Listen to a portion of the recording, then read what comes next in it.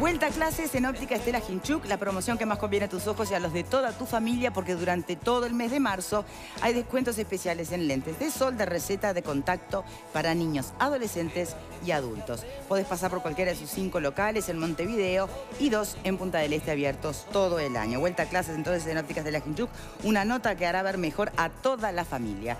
Quedaba pendiente una respuesta del bloque anterior. El tema de la cierta globalización, que sí, la sí, globalización más allá de... tiene obviamente expresiones muy positivas, pero también las negativas. Nosotros vivimos en lo que se denomina desde los 80, existió siempre, pero se denomina así, una sociedad de riesgos. Y esa sociedad de riesgos, en realidad, a medida que el mundo va avanzando en muchos aspectos, también van incrementándose los riesgos y los peligros. Pero definimos, aunque sea antojadizamente, peligros los que provienen de la naturaleza, que es relativo, es discutible el punto, ¿no? Sí. Pero es una manera de hablar. Y los riesgos los creados por el ser humano. Esto que estamos tratando aquí... Perdón, ¿qué dejamos para Silvia? ¿Sociedad de qué sería entonces? Con todo el horror que pasa ahí. Pero está dentro del campo de lo que es una sociedad de riesgos, es decir, a mayores espacios, por un lado, de expresión, al mismo tiempo a mayores niveles de un control exagerado arriba, pero que no funciona el operativo educacional abajo, una de las consecuencias inequívocas, lógica, es el incremento del delito, de todo tipo de delitos. Delitos que tengan que ver con los sentimientos, con lo económico, con lo pasional, con lo que se quiera. Todo eso va de la mano de una sociedad que desde el punto de vista de la comunidad, y tiene mucho que ver con todo el posmodernismo también, quiero aclarar, y hay mucha teoría sobre eso. Es decir, una sociedad que pide un éxito inmediato, claro, concreto y ya, que es más viejo que andar a pie, porque en la década del 40 y del 50 Robert Merton en Estados Unidos ya lo había planteado, había cuestionado la apoteosis del bienestar norteamericana, que es trasladable a Uruguay. En Uruguay todo el mundo tiene que tener, cualquiera, el mejor celular, etcétera. Digo el celular porque es el estereotipo, podríamos seguir, pero por razón de tiempo, el mejor celular. Y eso no repara en aspectos, llamémosle, éticos, y no escapo a la palabra, aspectos morales. Con tal de tener el mejor celular, todo vale. Todo vale. Y como todo vale, porque además esa sociedad posmoderna se lo exige, porque si no lo posee, no solo el individuo no va a ser incluido en la sociedad, va a ser excluido, que no es lo mismo. Antes teníamos un problema de sociedad de inclusión, ahora es de exclusión.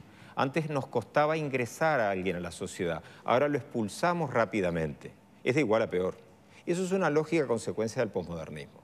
Y en el delito, pues el delito no es ajeno a todo eso. Es lógico, totalmente lógico, no es irracional. ¿Qué opinan sobre esta reflexión? Yo creo que una de las barreras para el fenómeno que plantea el profesor Haller la encontramos en los hogares y es la que nosotros tratamos de inculcar. O sea, no vale todo. No vale todo. A nosotros no nos enseñaron que vale todo y nosotros a nuestros hijos no les enseñamos que vale todo. O sea, quizás en algunos sectores de la sociedad, lamentablemente, se enseña que vale todo. En la escuela no se enseña. Claramente no se enseña en la escuela.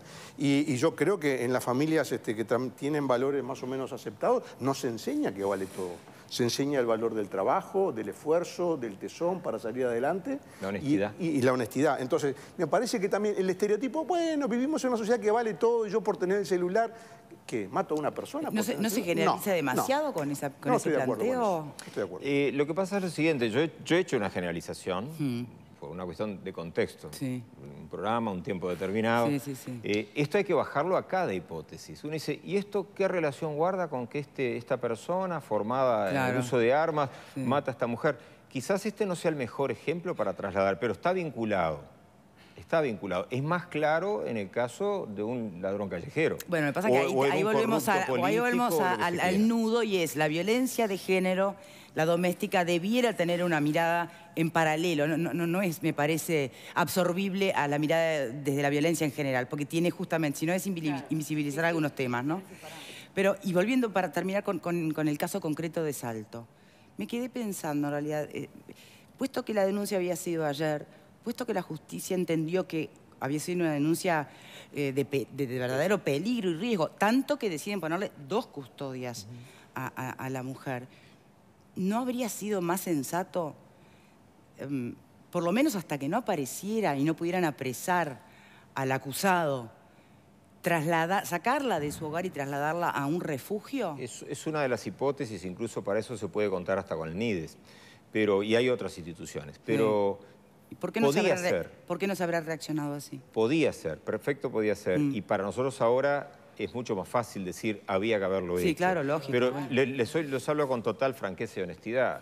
Yo mismo, voy a hablar en primera persona claramente. Si me hubiesen preguntado antes que disponiendo de 2 policías para custodiarla había que retirarla de su hogar, era mejor no retirarla.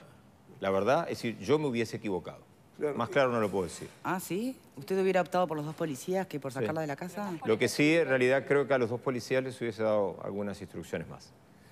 Sin embargo, es muy interesante este planteo. En Salto había un hogar para este tipo de cosas. O sea que seguramente si ese hogar no lo hubiera cerrado de la administración municipal actual, que la había instalado la anterior, nos están escribiendo 2 personas, me escribieron 2 personas diferentes ahora sobre el mismo tema. Una de ellas era funcionaria de ese centro. Ah, mira. Sí, y otra persona conocía el tema. Ese hogar funcionaba en coordinación con el INAU y con la policía. Era un hogar transitorio, o sea que podían haber llevado a esa señora a ese lugar. Repito, funcionaba en coordinación con la policía, ahí se le daba alojamiento, se le daba alimento junto a sus hijos, hasta que pudiera ser realojada en otra vivienda lejos del agresor. Estaba custodiada las 24 horas del día y eso seguramente sí hubiera, creo yo, discrepo con el enfoque, pero me parece que hubiera ayudado, si no se hubiera cerrado, hubiera estado disponible, hubiera ayudado para evitar este desenlace. Yo creo que es un tema, no es un tema de discrepar o no discrepar. Yo en eso fui bastante claro. Si vamos hacia atrás, hoy es clarísimo, desde el momento que hay 2 muertos, no anduvo bien, está clarísimo. Pero si vamos hacia atrás, en cualquier parte le van a decir, mire, tiene 2 policías, el problema de realojar al individuo, en este caso a la mujer o cualquier otra persona, o llevarla a otro sitio, generalmente se hace cuando se la quiere retirar de ese contexto crítico en el que está, que puede que no fuese este el caso. Habría que conocer más datos. Pero en principio yo tiendo a pensar que no, que la lógica era lo que se hizo y en todo caso tener un mejor protocolo de actuación policial o ejecutarlo mejor, eso sí. Eso entiendo. Y lo demás, yo estoy de acuerdo contigo completamente que tiene que haber este tipo de hogares y fomentarlos, pero no sé si hubiésemos decidido mandar a esta señora a ese lugar. Yo quiero ser honesto también porque obviamente con el resultado nos debemos hacer preguntas que si hubiera sido otro resultado no la estaríamos haciendo. Pero para ser franco, repito, si a mí me dicen que cada vez que hay una circunstancia de este tipo o similar y de alguna manera se procede a colocar ya no un guardia, 2 policías en la casa de la víctima, yo creo que cualquiera de nosotros en primera instancia hubiéramos dicho que es satisfactorio y suficiente. Sucede que, como decía Alfredo hace un rato, obviamente el homicida tenía ese objetivo con tanta precisión, con tanta frialdad, fruto quizás de su propia formación o conocimiento específico, que hizo que quizás ya no 1, si hubiéramos puesto 5, a lo mejor teníamos el tendal de 4 policías muertos. No lo sabemos, pero creo es justo decir, siento por ética y por honestidad ante los demás, que a priori me parece que todos hubiésemos dicho, o la mayoría hubiésemos dicho, que la solución era correcta. ¿Qué opinan desde...? A ver, sí. ¿Vos sos ¿te consta si hay? Porque al margen del caso concreto, ese dato de que se cerró el refugio, que trabajaba en coordinación con... ¿te consta? Sí, me consta que había un problema con el tema de la vivienda que estaba siendo alquilada y que es interés, obviamente, de la administración de tener una residencia de estas características. Ahora, yendo un poco al tema Pero ya no está. Tengo entendido que no está funcionando en este momento. Bueno, eso habría que verlo. Tengo entendido que no está funcionando en este momento. Lo que quería decir justamente relacionado con eso es que el principio que está establecido justamente en la ley de violencia justamente es a la inversa, es decir, lo que se establece es evitar que la tengan que sacar. No, quitar a la persona agresora del inmueble. Ese es el principio en general, digamos, y sería lo más saludable justamente para cualquier persona agredida. Que se mantenga en el hogar, que mantenga todo su mobiliario, todo su estilo de vida, su forma de vida, su familia, todo lo demás. Ese es el principio. Y acá, si además le agregamos que tenía doble custodia, me parece que con más razón se justificaba. Estamos hablando de quizás que no se pudo valorar en su justa dimensión la gravedad del problema, es que siempre de un barrio muy particular, de una circunstancia muy en particular.